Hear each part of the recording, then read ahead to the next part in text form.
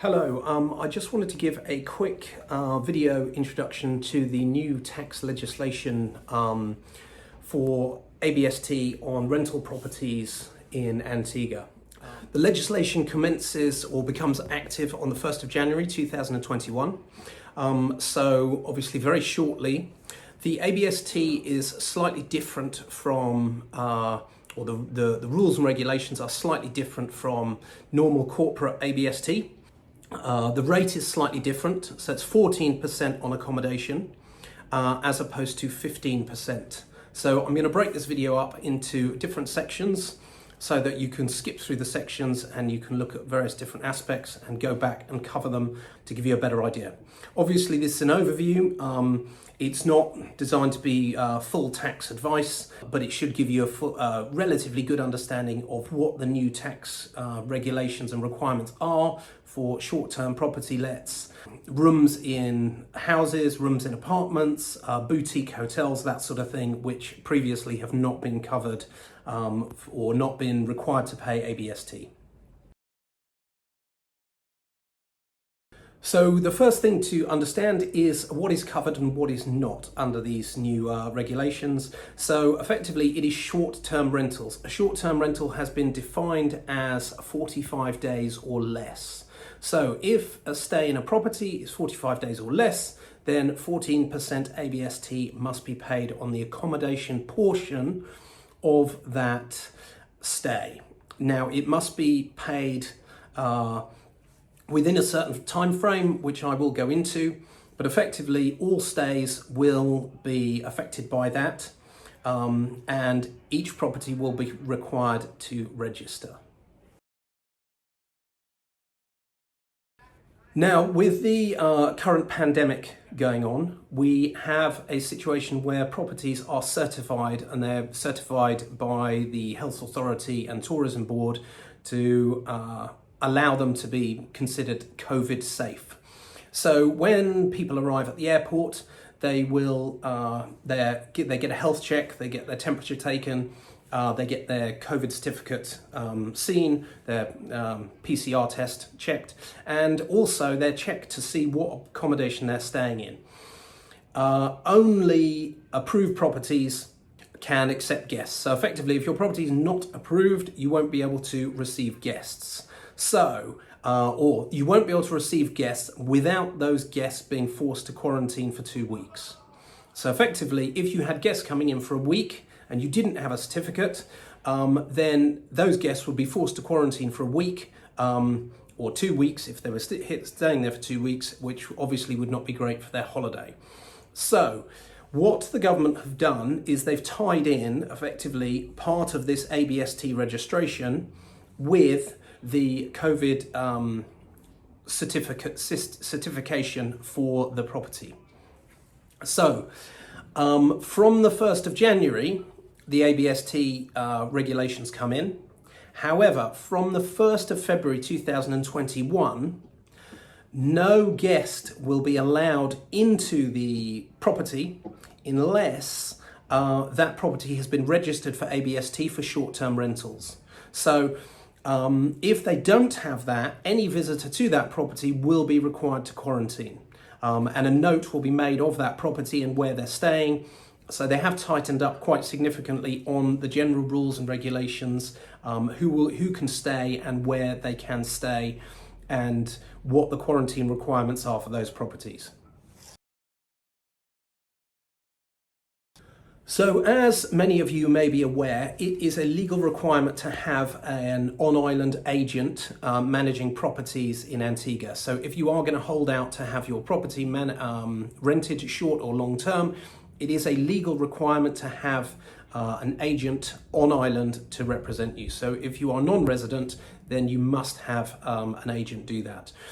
As such, it is expected that that same agent will be responsible for paying your ABST, your withholding tax, and obviously other administrative aspects of the property. So this is what they're doing, is they've tied in the ABST with the legal requirement to have an agent on island. And the reason for doing that is that ABST must be filed every month, irrespective of income So even if you do not have income, you will have to submit a filing for ABST to say that there are nil returns, etc., etc. Likewise, on that same filing, you can file to say that there are certain exempt periods and periods of residence within your property. So for example, if you are a homeowner and you are staying at the property, you would still have to note that you are staying at that property, and that will be recorded at the airport. The tax registration number would be taken at the airport, and your stay would be logged as your particular stay. And obviously you wouldn't be paying yourself for that, therefore that would be a nil return on ABST. All other individuals, however, would have to declare what the cost was, or the cost, or whether or not it was complimentary for the stay in the property. Now, there are many different setups on how properties are structured, whether they're company owned, they're partnership owned, they're individually owned.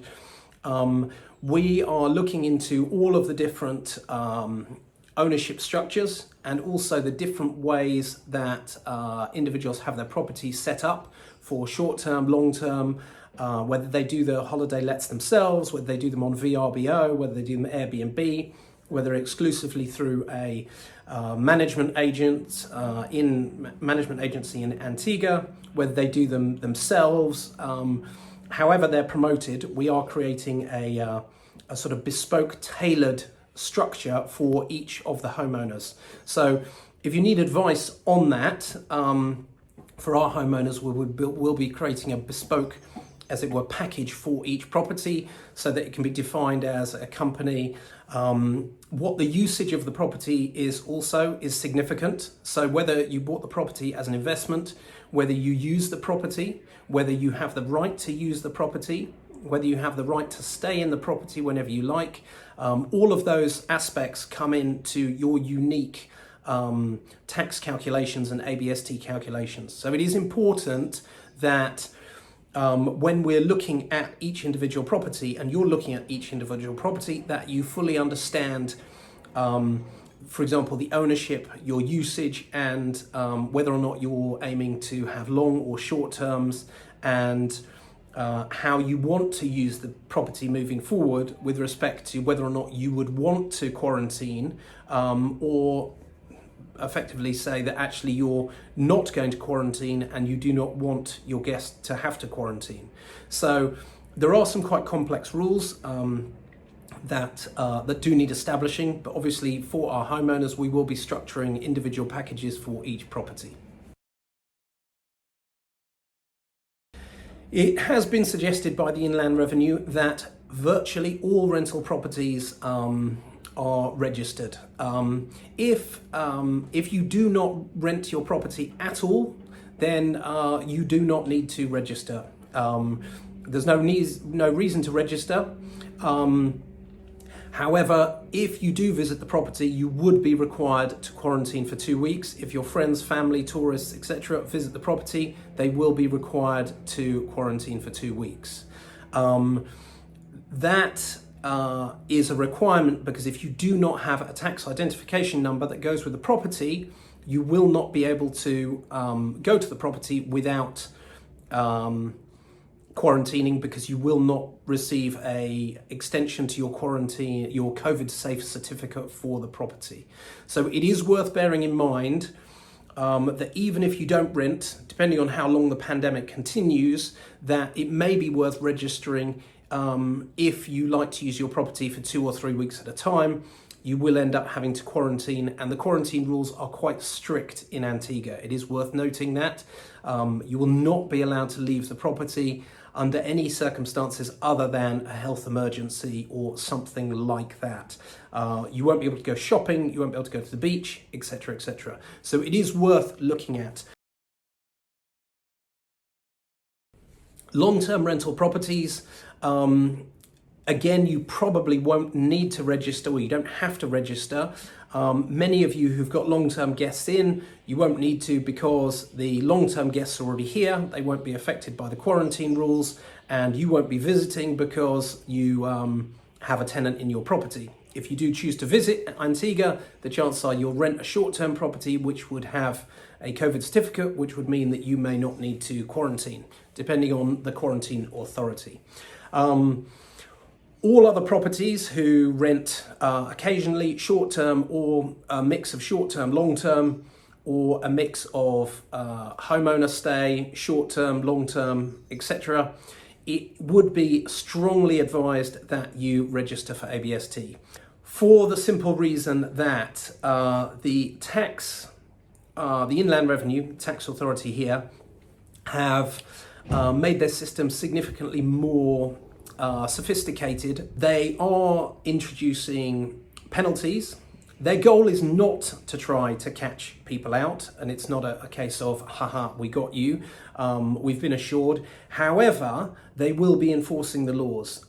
Many of you may be familiar with the property taxes, annual property taxes, and sometimes they get left and then there are short penalties, small penalties, or you may leave it a year or so and nothing really happens.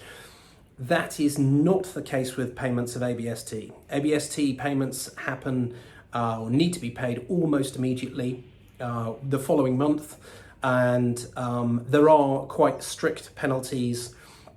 Likewise, there will be audits of ABST, and so it really is wise to ensure that you do make sure that you are registered. If you're not registered, you are risking fines and penalties if you are found or deemed to be advertising your property. So that brings me on to my next point, which is what is classed as advertising a property. So how do you know if you need to be ABST registered? The government guidelines state that any property which is held out for short-term rental, or could be conceived to be short-term rental anywhere online or anywhere in the world, it must be registered for ABST, irrespective of whether or not you have any bookings in the pipeline or whether or not you ever have any bookings. So if your property is on a website saying you can stay here for however long, for any period, short, long, then it would be deemed that, or very likely deemed that, it would be required to be ABST registered. It may be a situation that for 7 or 8 months of the year you would file for no returns and no income. However, it still must be registered. So it is very much that the government is pushing towards registration of all rental properties in Antigua. So the next unfortunate aspect to look at is how enforcements are taking place. So as I mentioned previously, there are penalties for non-payment of ABST. There are penalties for lack of payment, etc., etc. Now, the Antiguan Inland Revenue have made it very clear they will not be doing cross-border chasing of funds. So they will not come and get you in your home nation, wherever you happen to be, if it's in the States, Canada, UK, Europe, wherever. What they have said, and what there is a provision for in the law, is that they will, however, be able to levy charges against your property. So whether your property is owned by a company or owned individually or owned by a partnership or a collective of people, if you're not registered and you are found to be flouting the law, then charges may be levied against your property. And they have made it very clear that that is the intention. Their goal is not to catch people out and try to do this. However, they have been very clear that this is not something that they will allow people to just ignore and continue as they go. So this next part brings me on to bookings and how bookings are taken. So for example, certain homeowners may get bookings through, for example, Airbnb, and funds may never come to Antigua. in that scenario, you would still be required to pay ABST. As I said previously, the property will be given a unique tax identification number, or TIN number. So this TIN number is used to identify your property, and due to the pandemic, only properties with a TIN number will be allowed to accept short-term guests. If they don't have a TIN number, then visitors, guests or homeowners will be required to quarantine.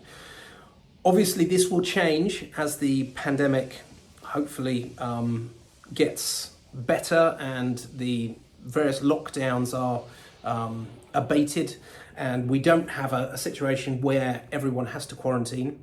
However, it does seem as if the government will be putting in systems in order to ensure compliance with the laws.